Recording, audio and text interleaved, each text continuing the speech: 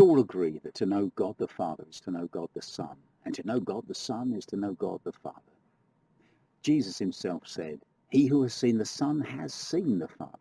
John chapter 14, verse 9. There is this identification, this similarity between the character of Father and Son.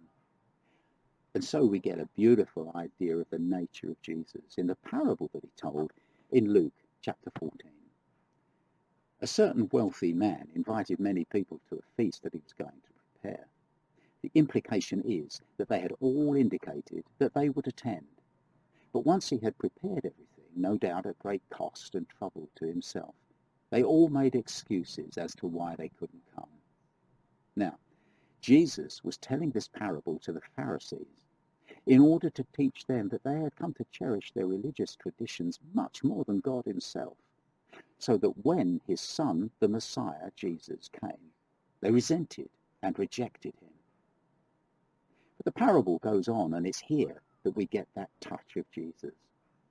The wealthy man hastily sent out his servant to bring in those who were ordinarily rejected by society and were living in the streets and lanes of the city.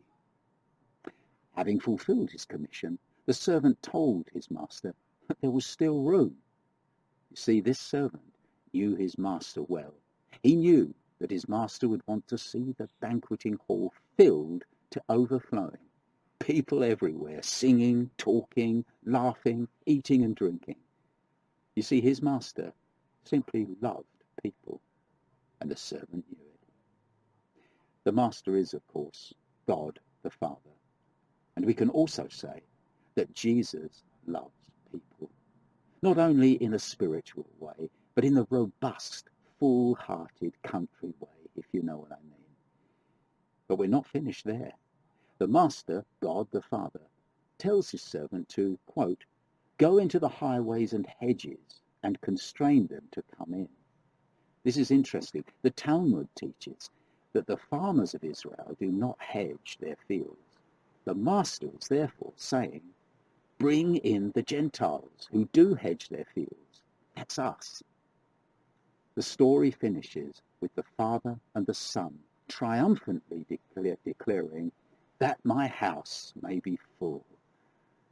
You know, Jesus loves a full house. Make sure you're there when he comes to collect us.